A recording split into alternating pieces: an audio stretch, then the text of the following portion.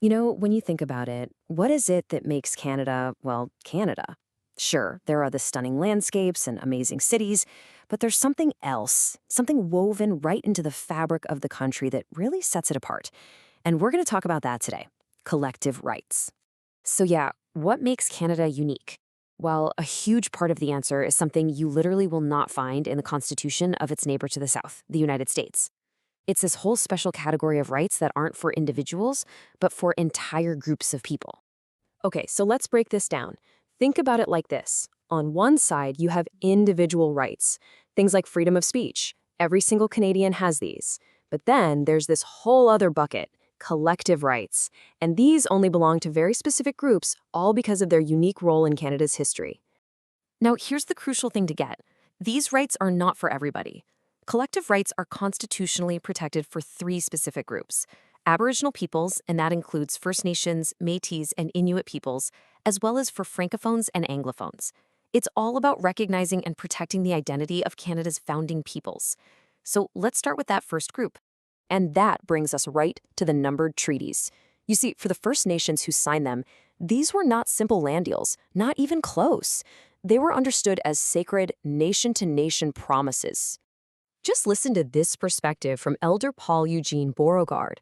For his people, the whole point of the treaties was to find a way to live in harmony and to share the land and its resources. And that key word right there is share. This was all about coexistence, not about surrender. And while this quote just perfectly captures the worldview behind that idea, for many First Nations, land wasn't something you could just buy and sell like a product. It was a legacy. It was part of who they were, indivisible from their culture. And this fundamental difference in how each side saw the land, well, that's at the very heart of the conflict that's about to unfold. Because on the other side of the table, the Canadian government had a completely, and I mean completely, different take. They believed that by signing these treaties, First Nations were ceding, basically giving up the rights to the land. So you've got this incredible situation. One agreement, two totally different understandings of what it meant. So you have to ask, why did each side even come to the table? Well, First Nations were facing a crisis. Their whole world was being turned upside down. The buffalo were vanishing, and new diseases were devastating their communities. They were trying to secure a future for their kids. The government, on the other hand, had a totally different agenda: build a massive railway, unite the country, and open up the West for settlements.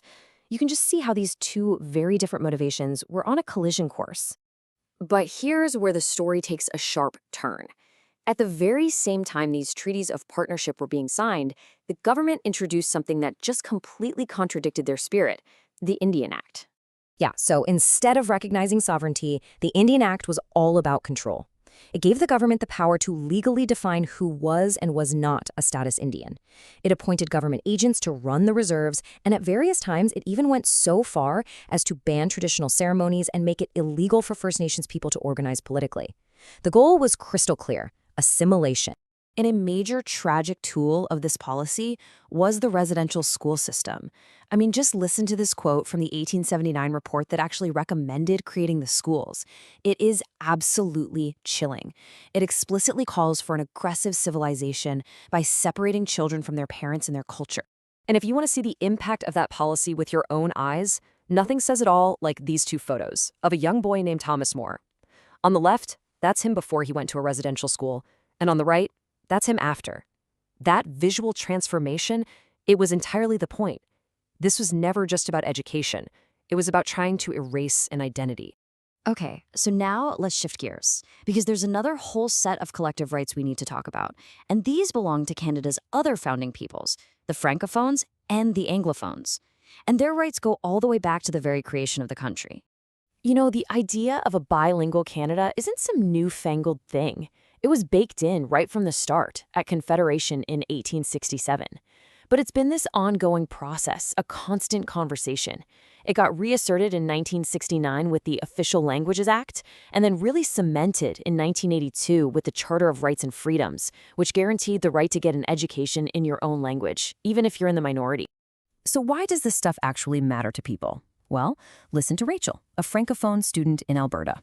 For her, having a French language school isn't just a nice to have, it's absolutely essential for keeping her language and her culture alive in a province where almost everyone speaks English. As she says, it takes real effort, and these rights are what give her that support. And it is absolutely not a one-way street. The same principle applies in reverse. Take Devin. He's an Anglophone student in Quebec. For him, going to an English school is just as vital. He even says that living as a linguistic minority actually makes his identity stronger.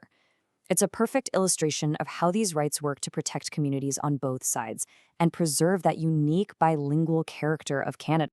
And all of this brings us to a really critical point. These rights, they're not just dusty old relics from the past. They are a living, breathing legacy that is constantly being debated, challenged, and reaffirmed in Canada today. I mean, check out this powerful statement from way back in 1970. The government was floating the idea of getting rid of the treaties, and the Indian Association of Alberta fired back, saying, "Whoa, hold on. Our treaties are the very basis of our rights and our culture." They weren't just reacting, they were reasserting that the original promises were permanent and binding. And that fight continues right to this day.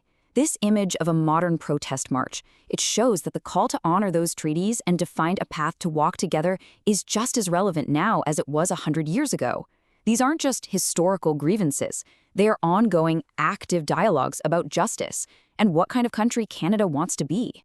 So if there's one big thing to take away from all this, it's that collective rights are not set in stone. They are a dynamic, ever-evolving part of Canadian democracy. They get shaped and reshaped in courtrooms, at negotiating tables, and out on the streets. It's a living conversation about who we are as a country. Which really leaves us with this final, profound question. The whole story of collective rights is really the story of Canada wrestling with its own history. And it forces all of us to ask, how does a society honor the unique, specific promises it made to its founding peoples, while at the same time building a just and shared future for everyone who calls this place home? There are no easy answers.